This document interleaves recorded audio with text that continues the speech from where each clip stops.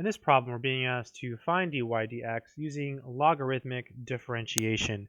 So to use logarithmic differentiation, we start by taking the natural log of both sides. So we have the natural log of y equals the natural log of x to the ln x.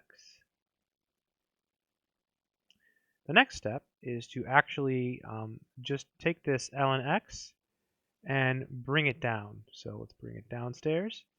So we have, that's the power rule for logs. It lets you do that. Whenever you have an exponent, you can just put it in the front.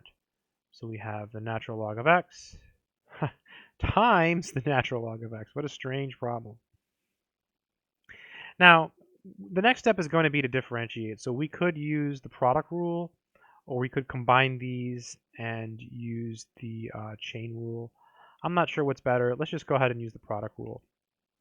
So recall the product rule says if you have two functions, f and g, and you take the derivative, okay, and think of f as your first function and g as your second function. It's the derivative of the first times the second plus the first times the derivative of the second. So here, taking the derivative on the left, we have 1 over y times the derivative of the inside, which is simply dy dx. That's equal to, now let's apply the product rule. This is the first, this is the second.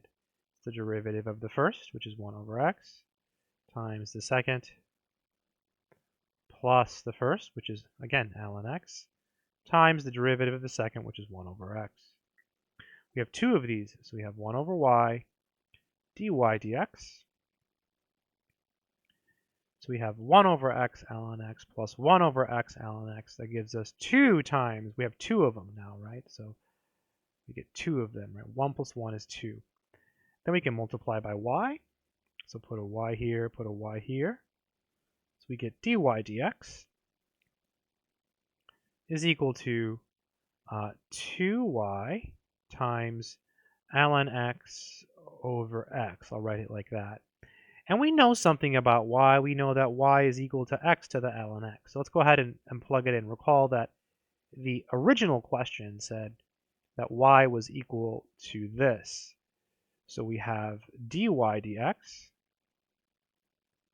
equals 2x to the ln x times ln x over x. And you can leave it like this, or you can simplify it. Let's have fun and simplify it. This is really x to the 1 here, so you can subtract the exponents, right? If you have x to the ln x over x to the 1, that's actually x to the ln x minus 1, right? Remember, if it's x to the m over x to the n, it's x to the m minus n. So you just subtract. It's awesome. So this is dy dx equals 2x, it'll be ln x minus 1, and then times ln x. And that would be dy dx using logarithmic differentiation. I hope this video has been helpful to someone in the world. Good luck.